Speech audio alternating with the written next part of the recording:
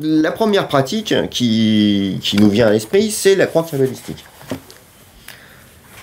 Cette croix kabbalistique, si vous cherchez un petit peu sur Internet, sur certaines discussions, tout le monde essaie de trouver un petit peu l'origine de la croix kabbalistique, des noms qui sont prononcés, etc., etc.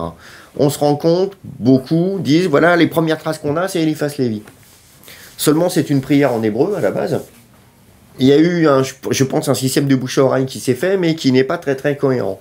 La croix en elle-même, la première manipulation, lorsqu'on considère la partie la plus haute, on prononce Ata, qui ne veut pas dire, je ne sais plus ce que j'ai lu dans Moriason, ou c'est à toi, ou un truc dans le genre, non, c'est tu es, tout simplement.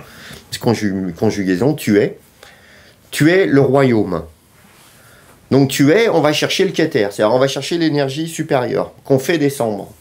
Ata, si on cherche bien en Kabbale, ou du moins dans les textes kabbalistiques, on retrouve dans le Shariah de Gikalika, Ata est un nom de Dieu, c'est-à-dire ce qu'on appelle un kinuim en Kabbale, c'est-à-dire que c'est un nom qui va remplacer ou qui va évoquer Dieu, mais en niveau de Tifaret.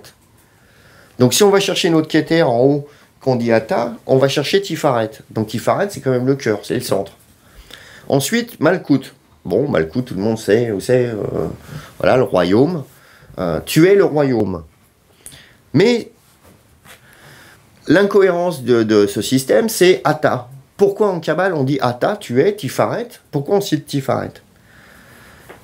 À l'origine, si on reprend justement Shariah, les portes de la lumière, où on prend des choses comme ça, on se rend compte que la Kabbale divise toujours en 3 parties. C'est là où on va retrouver toujours nos fameux 3 piliers de l'arbre de vie. On va avoir le pilier de la bonté, avec tout l'aspect Chokhmah, Resed et Netzar. On va avoir le côté de la force, c'est-à-dire Bina, Gevura et Od. Et on va avoir notre fameux pilier du milieu. Donc le Keter, le Da'at, on ne va pas le considérer, c'est encore autre chose, mais il y a un lien. Tifaret, Yesod et Malchut.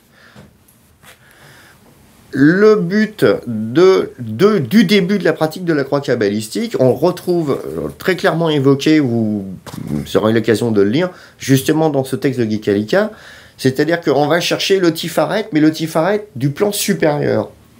C'est-à-dire que en théurgie, on essaye toujours... Alors, il y a 2 techniques de théurgie. Il y a une théurgie où on va s'élever, on va élever notre conscience vers le supérieur, et il y a l'aspect théurgique où on va faire descendre le supérieur en nous.